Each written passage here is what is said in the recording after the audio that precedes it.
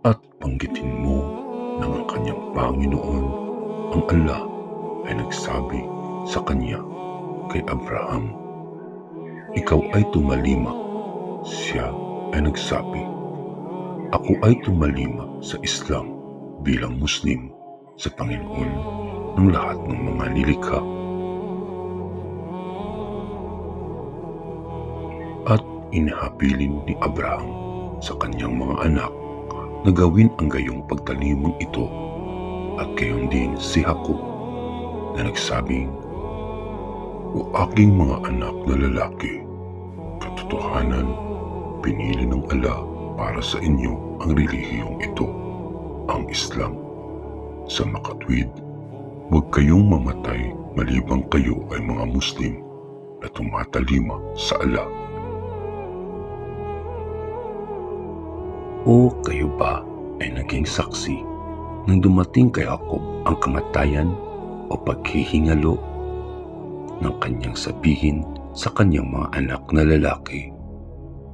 Ano ang inyong sasambahin kung ako ay umauna? Sila ay nagsabi, aming sasambahin ang iyong Diyos, ang Diyos ng iyong mga ninunong sina Abraham, Ismael, Isaac, tanging isang Diyos, at sa Kanya kami ay tumatalimak bilang Muslim. Iyon ay isang pamayanan na lumipas na. Makakamit nito ang bunga ng anumang pinagsumikapan nito, at inyo ring makakamit ang bunga ng anumang inyong pinagsumikapan. At kayo ay hindi tatanungin sa anumang kanilang lagi nang ginawa. At sila, mga Hudyo at Kristiyano, ay nagsabi, kayo ay maging mga Hudyo o mga Kristiyano upang kayo ay mapatnubayan. Sabihin, hindi, kami ay sumusunod sa relihiyon ni Abraham, ang matwid, Hanifa, sumasamba ng tuwiran sa Allah, at siya ay hindi kabilang sa mga musyrik. Sabihin, o mga Muslim, kami ay naniniwala sa Allah at sa anumang ipinahayag sa amin at sa anumang ipinahayag kina Abraham, Ismael, Isaac, Jacob at sa tribo Asbat, at sa anumang kasulatang ipinagkaloob kay Moses at kay Jesus, at sa anumang ipinagkaloob sa mga propeta mula sa kanilang Panginoon. Kami ay hindi nagbibigay ng pagtatangi o kaibahan sa kapagitan ng sino man sa kanila, at sa Kanya kami ay tumatalima bilang mga Muslim. Kaya, kung sila ay naniniwalang tulad ng inyong paniniwala, magkagayon sila ay matwid na napatnubayan. Subalit, kung sila ay nagsitalikod, sila ay nasa kalagayan ng pagsasalungatan lamang. At ang Allah ay sapat na para sa inyo laban sa kanila, at siya ang lubos na nakaririnig, ang maalam. At kayo ay manatili sa relihiyon ng Allah, ang Islam. At sino ba ang nakahihigit kaysa sa Allah sa pagtatakda ng relihiyon? At kami ay sa Kanya lamang sumasamba. Sabihin sa kanila, o Muhammad, kayo ba ay makikipagtalo sa amin tungkol sa Allah, samantalang siya ang aming Panginoon at inyong Panginoon, at para sa amin ang aming mga gawa, at para sa inyo ang inyong mga gawa, at kami ay matapat sa gawa at layunin para sa Kanya. O kayo ba ay nagsasabi na sina Abraham, Ismael, Isaac at Jacob at ang tribo Asbat ay mga Hudyo o mga Kristiyano. Sabihin, kayo ba ay higit na maalam o angala? At sino nga ba ang nakahihigit sa paggawa ng kamalian kaysa sa isang nagtatago ng pagsaksing nasa sa kanya mula sa ala?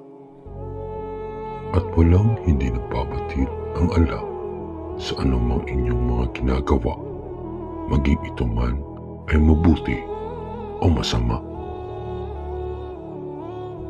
Iyon ay isang pamayanang lumipas na. Makakamit nito ang bunga ng anumang pinagsumikapan nito, at inyo ring makakamit ang bunga ng anumang inyong pinagsumikapan. At kayo ay hindi tatanungin sa anumang kanilang lagi nang ginawa. Ang mga hangal mula sa mga tao ay magsasabi, ano nga ba ang dahilan na sila ay tumalikod mula sa kanilang kibla ng Jerusalem na dati nilang hinaharap sa pagdarasal? Sabihin, sa ala ang pagmamay-ari ng silangan at kanluran.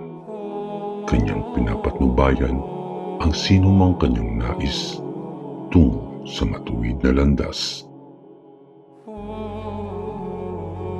At ganyan nga namin kayo ginawang isang umatan-wasatan, makatarungang pamayanan, upang kayo ay maging saksi para sa mga tao, at ang sugo, si Muhammad, ay maging saksi para sa inyo. At hindi namin ginawa ang dating kibla na kung saan ikaw ay nakaharap maliban upang aming subukan o gawing malinaw kung sino ang magsisisunod sa sugo at kung sino ang magsisitalikod sa kanilang mga yapak mula sa Islam. Katotohanan, ito ang paglipat ng kibla mula sa Jerusalem patungo sa Mecca ay sadyang mabigat maliban sa kanila na napatnubayan ng ala. At kailanman hindi hahayaan ng ala na maglaho ang inyong iman o pananampalataya. Katotohanan, ang ala ay mabait, maawain sa sangkatauhan. Katiyakan aming nakikita ang iyong paulit-ulit na pagbaling ng iyong mukha sa dakong langit, o Muhammad. Katiyakan, ikaw ay aming ibabaling sa isang kibla na iyong naiibigan at hinahangad. Kaya, ibaling mo ang iyong mukha sa dakong kinaroroonan ng Masjid al-Haram sa Makkah, at kahit saan man kayo naroroon, iharap ninyo ang inyong mga mukha sa dakong ito sa pagdarasal.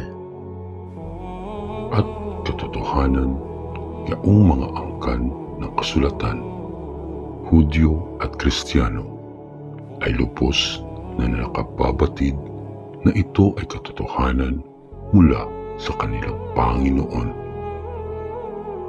At walang hindi nababatid ang ala sa anumang kanilang mga ginagawa.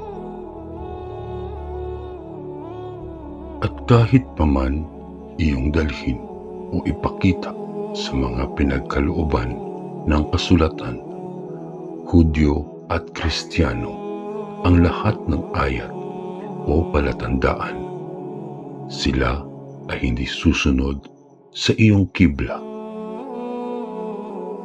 At ikaw ay hindi tagasunod ng kanilang kibla, sila ay hindi tagasunod ng kibla ng iba.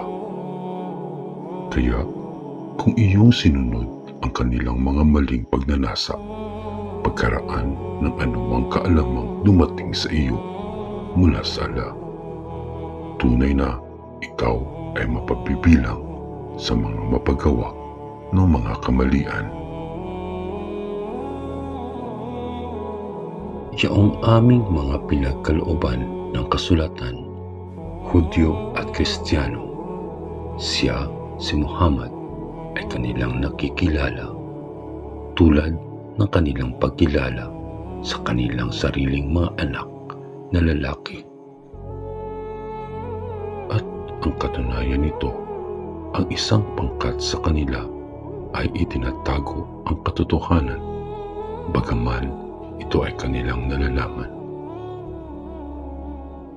Ang katotohanan ay nagmula sa iyong Panginoon, kaya huwag kang makibilang sa mga mapag-alinlangan.